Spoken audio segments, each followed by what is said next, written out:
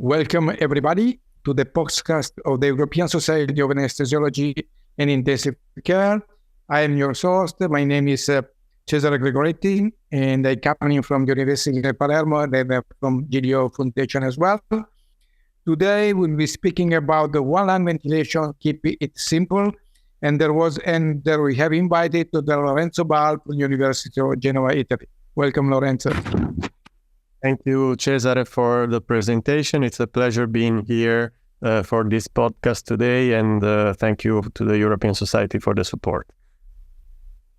So, Lorenzo, I have some questions. The first one, what makes one lung ventilation difficult? Oh, that's an interesting question, and actually the title of this podcast is One Lung Ventilation, Keeping it Simple. So the question, why is it difficult, seems to be very relevant. There might be a very straightforward answer to this question, that is that in our patients, we are ventilating one lung instead of two lungs. And this is the key point that makes all the procedure more difficult. Of course, we are at risk of developing hypoxemia and hypercarbia due to the fact that we are diverting the ventilation only on one lung. But one other issue that makes the interaction between what we do at a ventilator and the respiratory system of the patient particularly difficult is also the positioning of the patient. In fact, in most surgical procedures, the ventilated lung lays on the gravitational side of the chest. Therefore, we also have a part of the effects of one lung ventilation due to the fact that perfusion is also affected by the positioning of our patient. Typically, the surgeon works either on the mediastinal organs or on the other lung, which lays on top. So it's common to refer in this setting to the two lungs as the dependent lung, the one we are ventilating and lying on the side of the surgical bed, and the non-dependent lung staying on top, and where typically the surgeons makes most of the alteration that result into decreased oxygenation and impaired gas exchange and respiratory mechanics. Thanks, Lorenzo. I have one more question, is which are the main indications for one lung ventilation in the operatory room? In the operatory room, we, as mentioned before, we typically use one lung ventilation for all the conditions that require making room for the surgeon to work either directly on the contralateral lung or on structures that require deflating one of the lungs for surgical exposure of the region that the surgeon has to treat. So it's typically either surgery specifically directed on the lung or on organs or structures that need the deflation of the lung to be accessed. So one more, how does one achieve lung ventilation or lung separation? Lung separation and isolation could be two overlapping but not necessarily equivalent concepts. It depends on the surgical indication. Basically, the historical and standard method to achieve lung isolation is the use of double lumen tubes that allow complete isolation of one lung. So acting on this specifically designed device, we can isolate one lung and convert the ventilation to completely one lung ventilation, having an hermetical isolation of all the structures of the lung we are ventilating. So in more recently, several devices has been developed to allow, instead of completely isolating the contralateral lung, achieving some kind of separation between the two. And I'm talking about bronchial blockers and several specifically designed tubes that are made for achieving such purpose. We still have indications in which the double lumen tube not only remains the standard, but it's also strictly necessary. For example, the conditions in which we have to isolate the lung that we are ventilating, not only because the surgeon has to work on the other side, but also because we carry the risk of moving of secretions of blood, of infectious material from the sick lung to the ventilated lung. And for example, this is the case of lung abscesses or lesions that are bleeding. So in emergent surgery, for example, in that case, there is an absolute indication for using a double lumen tube.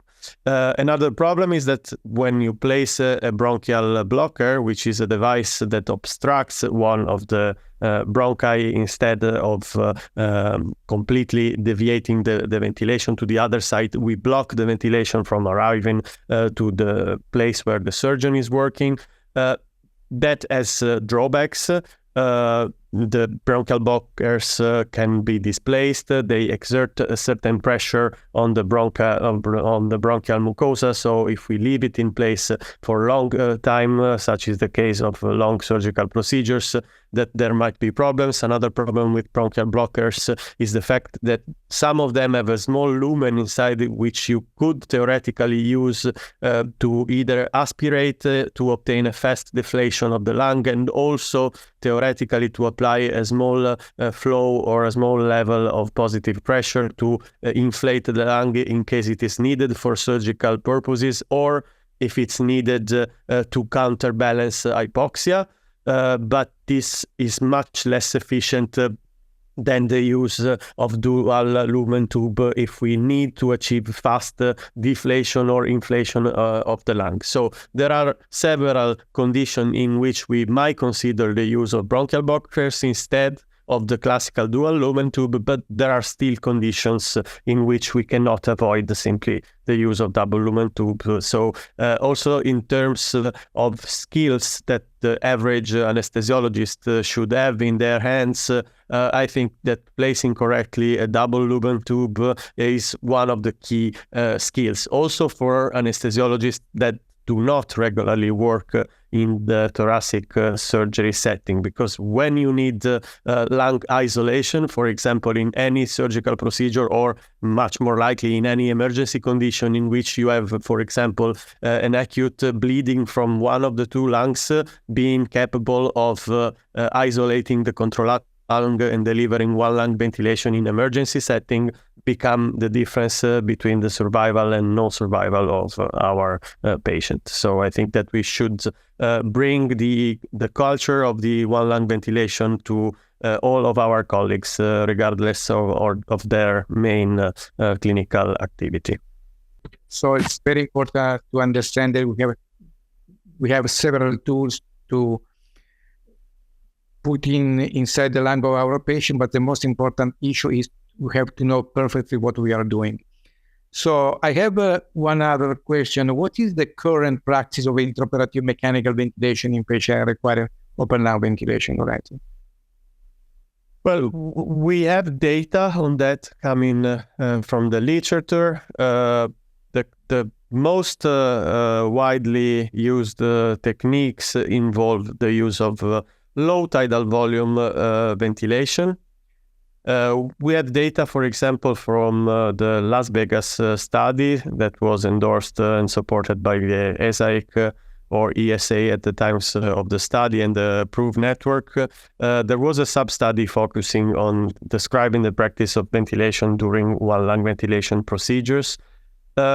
The use of lower tidal volumes, for example, let's say around 8 ml per kilo when doing two lung ventilation, further reduced at least in part during one lung ventilation, is now a standard practice.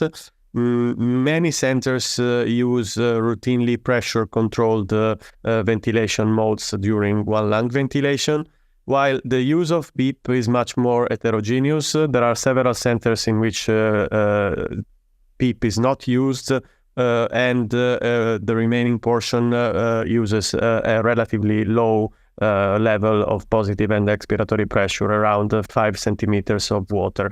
The reason why the use of PEEP is probably less popular than in other surgical settings is that one of the drawbacks of using PEEP in the specific positioning that we have mentioned before is that potentially using high PEEP levels could squeeze the blood out from the blood vessels in the dependent lung, and paradoxically worsening the gas exchange because of the diversion of the blood flow from the ventilated lung to the lung where the surgeon is working. This is particularly true, especially in the first phases of lung isolation, because the lung exposed to the surgical procedure has no sufficient time to achieve hypoxic vasoconstriction, which is a mechanism that counterbalance the reduced or absent ventilation in the dependent in the non-dependent lung regions.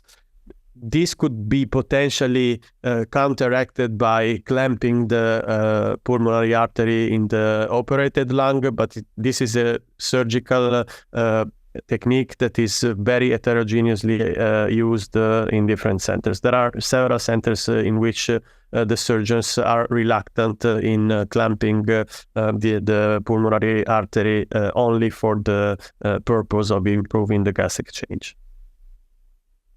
Thanks, Lorenzo. And do you guess we have strong evidence that is coming from future or ongoing randomized control trial? Thank you for this question. When we talk about strong evidence, we should refer probably to randomized control studies. We have a few.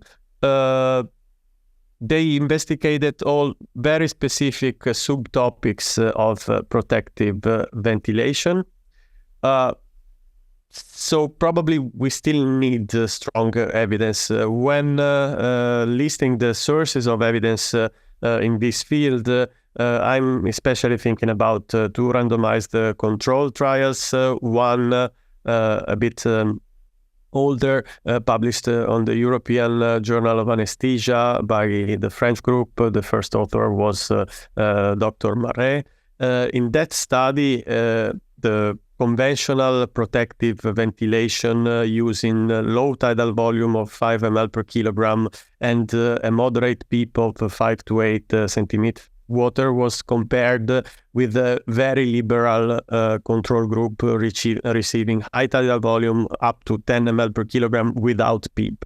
When such an extreme difference between the two groups was tested, and the study randomized more or less 360 patients, there was a clear advantage of keeping low tidal volume and some degree of PEEP during one lung ventilation. What has been questioned of this study is that the control group used a very high tidal volume, which probably is higher than the values that are commonly used in the clinical practice. More recently, in 2023, an Italian group led by Dr. Piccioni published the results of another randomized trial in which two much more conservative strategies were compared.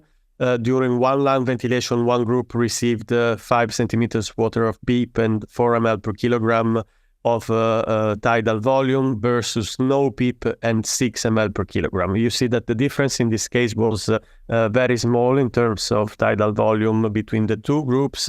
This is a neutral study. It didn't show a reduction of the incidence of postoperative major pulmonary complication, but it's still a message that very small tidal volumes can be safely delivered to our patients during one lung ventilation, which I think is still an important message. We shouldn't be too much afraid of a low degree of hypercapnia in these patients. And the message of these two studies taken all together is avoid very high tidal volumes, and probably we can tolerate a range from 5 to 6 ml per kilo during one lung ventilation very safely without problems in controlling the CO2 in most patients at least. Thank you, Lorenzo. So waiting for the future results of the well-known PROTOR study, that is an ongoing study that was ended a few weeks ago. do you guess there is any room for one lung ventilation in emergency setting or the ICU? Yeah, let me comment on the PROTOR study. The PROTOR study will be a major source of information. It's a large randomized trial promoted by the PROVNet and the ESAIC, which will enroll much more patients than the previous studies. Regardless on the main results of the randomized trial, we will have lots of information from the sub-studies that eventually will be carried out from the PROTOR study, because still we probably need to identify subgroup of patients that require specific settings of ventilation during one lung ventilation. In that study, the tidal volume was kept low and protected in the two groups, and what was changed between the two groups was the peak level. So we are very anxious to see the results of the study and also of the potential subgroup analysis. You were asking me whether there's room for one lung ventilation in settings different from the operating room. What I've mentioned so far concerning the randomized studies and the results that brought to the definition of what is the current clinical practice of lung ventilation are focused in the operating room and in very specific types of surgical procedures. Of course, as we mentioned before, there's an important role of one lung ventilation for sure in the emergency setting, where sometimes we have to isolate a lung suffering from bleeding or from bronchopleural fistula, for example, in patients that require positive pressure ventilation with high pressures that might contribute to the leakage of the fistula. And also in exceptional, I would say, cases in the ICU, we sometimes use one lung ventilation basically for the same indications as in the emergency setting, when we want to isolate one lung from the other for concerns of moving of secretions and blood or for actively leaking fistulas.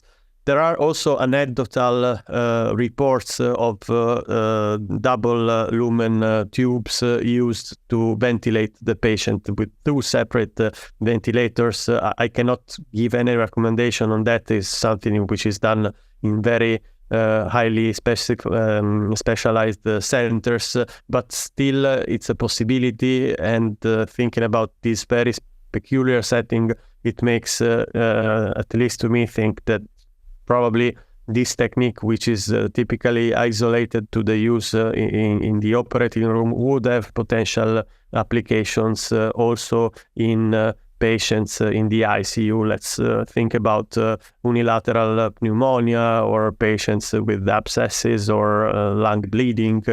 So also in this case, not only intensivists involving in the postoperative care of thoracic surgery or cardiac surgery patients that are more commonly ventilated in one lung ventilation should have skills in the application of one lung ventilation, because it's rare. But when it happens that you need one lung ventilation for your specific patient, you really need to have technical skills to deliver that. And if I can give one generic suggestion, especially to the younger colleagues, what will make you afraid of placing a double lumen tube is not the double lumen tube per se, but it's your degree of experience on using flexible fibroscopy.